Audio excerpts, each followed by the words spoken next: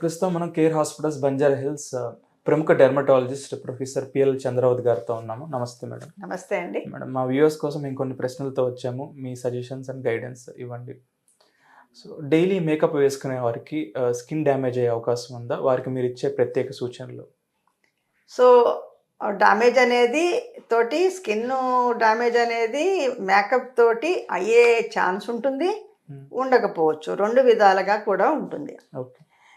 ఎందుకంటే మీరు ఈ మేకప్ చేసుకోవాలి అనుకుంటే స్కిన్ తత్వాన్ని బట్టి మనం మేకప్ చేసుకోవాలి. ఇప్పుడు డ్రై స్కిన్ అంటే దానికి వేరే టైప్ ఆఫ్ మేకప్ వేసుకోవాలి. ఆయిలీ స్కిన్ అంటే దానికి వేరే టైప్ మేకప్ చేసుకోవాలి. అలాగే నార్మల్ స్కిన్ అంటే దానికి వేరే టైప్ మేకప్ చేసుకోవాలి. ఇవన్నీ చాలా చాలా ఇంపార్టెంట్ అన్నమాట. సో అది కాకుండా మనము బేసిక్గా ఈ మేకప్ అనేది ఏంటంటే మన ఆయిల్ గ్లాండ్స్ని, మన హెయిర్ ఫాలికల్స్, అలాగే స్వెట్ గ్లాండ్స్, వీటన్నిటిని కూడా కవరప్ చేసి కంప్లీట్గా బ్లాక్ చేసేస్తుంది. కాబట్టి దాంట్లో బ్యాక్టీరియల్ ఇన్ఫెక్షన్స్, వైరల్ ఇన్ఫెక్షన్స్ అలాంటివన్నీ కూడా వచ్చే ఛాన్సెస్ ఉంటాయి అన్నమాట.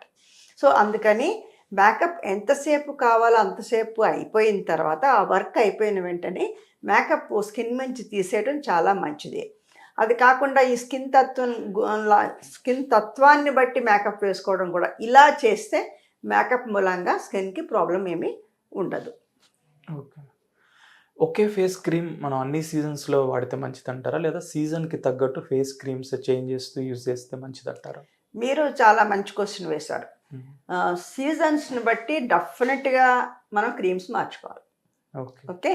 సో ఎందుకంటే శీతాకాలంలో కాలంలో స్కిన్ చలికాలం ప్లస్ స్కిన్ ఎక్కువగా డ్రై అయిపోయే ఛాన్స్ ఎక్కువగా ఉంటుంది. అంచేత స్కిన్ డ్రైగా ఉంటుంది కాబట్టి మనం ఏం చేయాలంటే పొడి బారిపోకుండా ఉండే టైప్ ఆఫ్ క్రీమ్స్ మనం వాడుకోవాలన్నమాట. సో అది శీతాకాలం. వర్షాకాలానికి వస్తుంది. వర్షాకాలంలో ఏంటి, మీకు గాలిలో తేమ ఎక్కువ ఉంటుంది, మీకు స్కిన్ డ్రైనెస్ ఎక్కువ ఉండదు. అంచేత మీరు నార్మల్ టైప్ క్రీమ్స్ యూజ్ చేయాలి. తర్వాత వేసవి కాలం కూడా చాలా ఇంపార్టెంట్. ఎక్కువగా చెమట కారిపోతూ ఉంటుంది.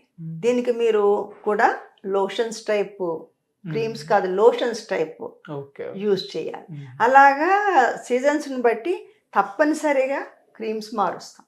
ఓకే. ఫేస్ వాష్ యూజ్ చేయడం వల్ల మనకి పింపుల్స్ తగ్గుతాయి అంటారా, లేదా స్కిన్ ఇంకా డ్రై అయ్యి డ్యామేజ్ అవుతుంది అంటారా? మంచి క్వశ్చన్ ఇది కూడా. చాలా మందికి తెలియని క్వశ్చన్ ఇది. స్కిన్ వాషింగ్ అవసరమా లేదా పింపుల్స్ వచ్చేవాడికి? ఓకే. సో ఆయిలీ స్కిన్ ఉన్న వాళ్ళకి వాళ్ళు 2 సార్లు, అంటే ఒక్కసారే సరిపోదు వాళ్ళకి. వాళ్ళు ఆయిలీనెస్ తీసేయడానికి అట్లీస్ట్ 2 times వాడాలి. అలాగే వాళ్ళు వాడే ఫేస్ వాషెస్ కూడా డిఫరెంట్. ఆయిలీనెస్ తీసే ఫేస్ వాషెస్ వాడుకోవాలి. ఓకే. వేరే స్కిన్ డ్రై ఉందనుకోండి, వాళ్ళు ఎక్కువ సార్లు వాష్ చేయకూడదు. వాళ్ళు ఎక్కువ వాష్ చేసే మూలంగా ఉన్న ఆయిల్ వెళ్ళిపోయి, ఉన్న డ్రైనెస్ వెళ్ళిపోయి, మేము ఇచ్చే క్రీమ్స్ తోటి వాళ్ళకి ఇరిటేషన్ వచ్చేస్తుంది. ఓకే. సో అందుకని స్కిన్ తత్వాన్ని బట్టి, కాలాన్ని బట్టి, సీజన్ని బట్టి మనం క్రీమ్స్ కానీ, ఈ వాషెస్ కానీ, ఫేస్ వాషెస్ కానీ వాడుకోవాలి. ఈ సెలబ్రిటీస్కి చూస్తే వాళ్ళ స్కిన్ చాలా గ్లో అవుతూ ఉంటుంది. వాళ్ళు ఏమైనా స్పెషల్ ట్రీట్మెంట్స్ చేయించుకుంటారా, లేదా వాళ్ళ డైట్ అండ్ మెయింటెనెన్స్ కారణం అంటారా? అందరూ ఈ మధ్యకాలంలో సినిమా వాళ్ళని చూసి అలాగే మా స్కిన్ కూడా అయిపోవాలని మా దగ్గరకు వచ్చి అడుగుతుంటారు. వాళ్ళు స్పెండ్ చేసేంత మనీ వాళ్ళు ఎంత స్పెండ్ చేస్తారో వీళ్ళు అంత స్పెండ్ చేస్తే అలాగే వాళ్ళ స్కిన్ని పాలిష్ పెడతా ఉండొచ్చు. వాళ్ళు ఏంటంటే మోస్ట్ ఆఫ్ ద టైం వాళ్ళంతా ఈ సెలబ్రిటీస్ అంతా కూడా ఇంటర్నేషనల్ బ్రాండ్స్ వాడతారు. ఓకే. అండ్ చాలా ట్రీట్మెంట్స్ చేయించుకుంటారు వాళ్ళు. అస్తమాను ఆ స్కిన్, ఎందుకంటే వాళ్ళు బ్రతికేదే దాని మీద, వాళ్ళ ఉద్యోగమే అది, బాగా కనిపించాలి.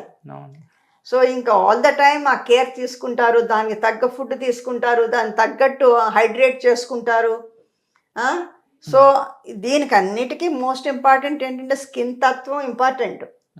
నువ్వు ఉంటున్న కాలము, ఉంటున్న సీజను, ఇవన్నీ కూడా they play a lot of role. అది ఒక్కటే కాదు, మీ మనస్తత్వం, మీ లోపల ఉన్న మనస్సు అదేంటి, స్ట్రెస్ఫుల్గా ఉందా, నిలకడగా ఉందా, ఇవన్నీ చాలా చాలా ఇంపార్టెంట్. మీ మైండ్ సెట్, మీ skin, there are so many factors. మీ స్కిన్ గ్లో అవ్వాలి అంటే ఒకటి, ఇప్పుడు మీరు క్రికెటర్స్ కానీ వాళ్ళని కానీ వాళ్ళ సైకాలజీ చాలా చాలా ఇంపార్టెంట్. మనస్సు కూడా it places a lot of role on the skin. Okay. అదేనమాట. వాటర్ తక్కువగా తాగడం వల్ల మనకి పింపుల్స్ వస్తాయి అంటారా? ఇది కూడా చాలా మంది అడుగుతుంటారు మమ్మల్ని. నీళ్ళు తక్కువగా తాగుతాము, నాకేమో కాన్స్టిపేషను, సో అందుకని నాకు పింపుల్స్ వస్తున్నాయి, లేకపోతే కడుపులో మంట ఉంది నాకు, అందుమూలంగా వస్తున్నాయి పింపుల్స్ అని. యాక్చువల్గా పింపుల్స్ రావటానికి వాటర్ తక్కువగా తాగటం కారణం ఉందో లేదో కానీ డెఫినెట్గా హైడ్రేషన్ ఈజ్ వెరీ ఇంపార్టెంట్. సరిపడంత హైడ్రేషన్ చేస్తే పోర్స్ బ్లాక్ అవ్వకుండా ఉంటాయి, ఆయిల్ గ్లాండ్ పోర్స్ బ్లాక్ అవ్వకుండా ఉంటాయి. సో దాంతో మేబీ కారణం అంటే, మేము చదువుకున్న పుస్తకాల్లో పేపర్లో నీళ్లు తక్కువ తాగితే పింపుల్స్ వస్తాయన్నది మేము చదువుకోలేదు కానీ, బట్ నేను అనుకుంటున్నది ఏంటంటే ఆయిల్, ఇప్పుడు వాటర్ తక్కువ తాగితే so blockage of the oil glands ఉండి వాళ్ళకి పింపుల్స్ ఉండొచ్చేమో. బట్ ఓవరాల్గా స్కిన్ హైడ్రేషన్ ఉంటే స్కిన్లో చక్కగా హెల్దీనెస్ కనిపిస్తుంది. ఓకే, పింపుల్ సంగతి ఎలా ఉన్నా కూడా hydration is important, not only for skin, for the whole body. Hydration చాలా ఇంపార్టెంట్, స్కిన్కే కాదు, హెయిర్కే కాదు, నెయిల్స్కే కాదు, వీటన్నిటికీ కూడా, ఈవెన్ లిప్స్, వీటన్నిటికీ కూడా hydration is very very important. కళ్ళ కింద బ్యాగ్స్ రాకుండా ఉండడానికి పఫ్ ఐస్ని మనం ఎలా అడ్డుకోవచ్చు? కామన్ ప్రాబ్లమ్ అగైన్ ఇది కూడా. కళ్ళ కింద బ్యాగ్స్ రాకుండా మనం ఎలా చేసుకోవాలంటే, ఇప్పుడు ఈ మధ్యకాలంలో చిన్న పిల్లల దగ్గర నుంచి పెద్దవాళ్ళు కూడా మోర్ దాన్ ఫిజికల్ వర్క్, కళ్ళకే పని ఎక్కువ చెప్తున్నారు. స్క్రీన్ టైం ఎక్కువ, ఫిజికల్ వర్క్ తగ్గిపోయింది, అంచేత మనుషులు లావ్ అయిపోతున్నారు, కళ్ళకి వర్క్ ఎక్కువ చెప్పేస్తున్నారు. పొద్దున్న లేచినప్పటి నుంచి దానికి రెస్టే ఇవ్వటం లేదు ఆ కళ్ళకి. అస్తమాను సెల్ ఫోన్సే, నువ్వు డ్రైవ్ చేస్తూ సెల్ ఫోను, నడుస్తూ సెల్ ఫోను, తింటూ సెల్ ఫోను, ఇంకేంటి ఇంకా బాత్రూంలో సెల్ ఫోను, ఎక్కడ చూసినా సెల్ ఫోన్. దానికి రెస్ట్ ఇస్తేనే కదా అది బాగుండేది. అందుకనే కళ్ళకి కింద బ్యాగులు వస్తుంటాయి. ఈ పూర్వం ఏంటంటే కళ్ళ కింద బ్యాగులు ఓన్లీ వయసుతో వచ్చేవి అనుకునేవాళ్ళం. ఇప్పుడు చిన్నపిల్లలకు కూడా బ్యాగులు వచ్చేస్తున్నాయి. సో కళ్ళకి స్ట్రెస్ తగ్గించాలి. యూవీ లైట్ నుంచి, ఆ తర్వాత ఏమో ఎక్కువగా ఏడ్చే వాళ్ళకి, స్ట్రెస్ యాంగ్జైటీ ఉన్న వాళ్ళకి ఈ కళ్ళ కింద బ్యాగులు ఎక్కువ రావటం సహజం. అలాగే వంశపారంపర్యంగా కూడా కళ్ళ కింద బ్యాగులు వస్తాయి. అలాగే కొంతమందికి ఏజ్ తోటి వాళ్ళకి ఇక్కడ కింద ఫ్యాట్ వచ్చేస్తుంది, ఫ్యాట్ అక్యుములేట్ అవుతుంది, దాని మూలంగా కూడా కళ్ళ కింద బ్యాగ్. అలాగే యాజ్ యూ ఏజ్ కొన్ని జబ్బులు, kidney disease, heart disease, lung disease, వీటన్నిటితో కూడా కళ్ళ కింద బ్యాగ్స్ వచ్చే ఛాన్సెస్ ఉంటాయి. చిన్న సింపుల్ అనుకోకండి కళ్ళ కింద బ్యాగ్స్. నేను కామన్ ప్రాబ్లం ఏమో కళ్ళకి రెస్ట్ లేకపోవటం మూలంగా అని చెప్పాను, కానీ కిడ్నీ డిసీజు, హార్ట్ డిసీజు, మన ఒంటిలో శక్తి లేకపోయినా, ప్రోటీన్ అది తగ్గినా, వీటన్నిటితో ఎనీమియా, వీటన్నిటితో కూడా మనకి కళ్ళ కింద నీరు చేరి బ్యాగుల్లాగా వచ్చేది ఉంది. అలాగే కళ్ళ కింద ఫ్యాట్ చేరి కూడా బ్యాగుల్లా వస్తుంది. సో ఇలా ఇన్ని కారణాలు ఉన్నాయి కాబట్టి కళ్ళ కింద బ్యాగులు ఉంటే నెగ్లెక్ట్ చేయొద్దు, టెస్టులు చేయించుకోవాలి. లోపల ఏమైనా ప్రాబ్లం ఉందేమో అన్నది ముందు చూసుకోవాలి. ఆ తర్వాతనే మనం చెప్పొచ్చు ఈ మన ఫోన్లు, టీవీ స్క్రీన్స్ కానీ ఏవి కానీ. బట్ ఇంపార్టెంట్ థింగ్, చిన్న వయసులో కళ్ళ కింద రోజు ఎస్పెషల్లీ పొద్దున లేచిన వెంటనే కళ్ళ కింద చాలా ఎక్కువ బ్యాగులు వస్తున్నాయంటే మటుకు ఇంటర్నల్గా ఏమన్నా సిస్టమ్స్ ఏమన్నా ప్రాబ్లం ఉందా అన్నది చూసుకోవాలి.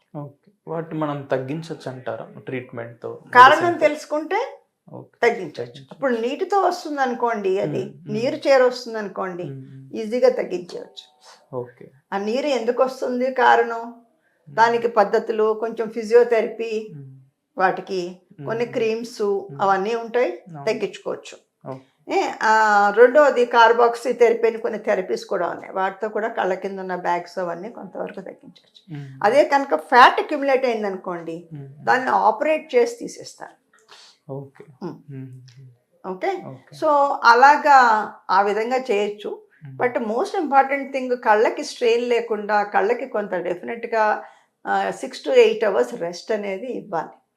మీ ఇప్పుడు అన్నట్టుగా అసలు రెస్టే లేకుండా ఇప్పుడు రీసెంట్గా యూత్ అయితే కార్పొరేట్ జాబ్స్ వల్ల స్ట్రెస్కి టెన్షన్కి బాగా లోన్ అవుతున్నారు.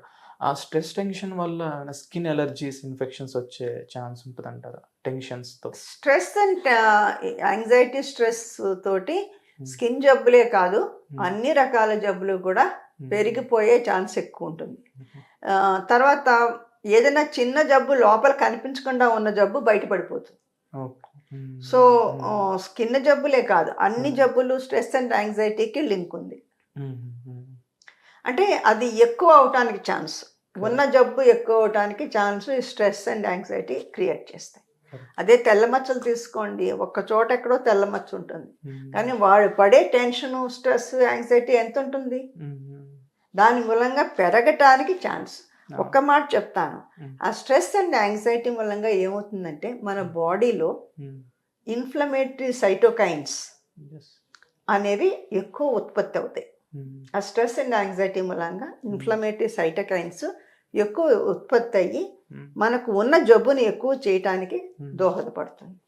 అదే కనుక మీరు మెడిటేషను స్ట్రెస్ ఫ్రీగా ఉన్నారు అంటే ఉన్న జబ్బుని తక్కువ చేయటానికి హెల్ప్ చేస్తుంది. సోరియాసిస్ అనేది ఒక లైఫ్ టైం డిసీజ్ అని విన్నాం, దానికి క్యూర్ అనేది వచ్చిందా, లేకపోతే అది ఇంకా లాంగ్ టర్మ్గా మనల్ని ఇబ్బంది పెడుతూనే ఉంటుందా? ఇది మంచి క్వశ్చన్. మళ్ళా ఏమంటే సోరియాసిస్ మేమేం చెప్తామంటే, ఎవరికైనా సోరియాసిస్ వస్తే మీకు షుగర్ జబ్బు వస్తే మీరు లైఫ్ లాంగ్ మందులు ఎలా తీసుకుంటారో మేము సోరియాసిస్ కూడా అలాగే తీసుకోవాలని చెప్తాం. లైఫ్ లాంగ్ డిసీజ్ అనే చెప్తాం. కానీ ఈ మధ్యకాలంలో నా యొక్క ఎక్స్పీరియన్స్తో కూడా నేను చూస్తున్నాను, ఈ సోరియాసిస్ అందరి పేషెంట్లలోనూ ఒక రకంగా బిహేవ్ చేయదు. అది కొంతమందికి అయితే ఒకసారి ట్రీట్మెంట్ తీసుకుంటే 4-5 సంవత్సరాల పాటు అసలు సోరియాసిసే రాకుండా పోతుంది. అది ఆ పేషెంట్లో ఆ మనిషిలో అతని తత్వంతో అది ఆ సోరియాసిస్ అనేది రాకుండా పోతాను.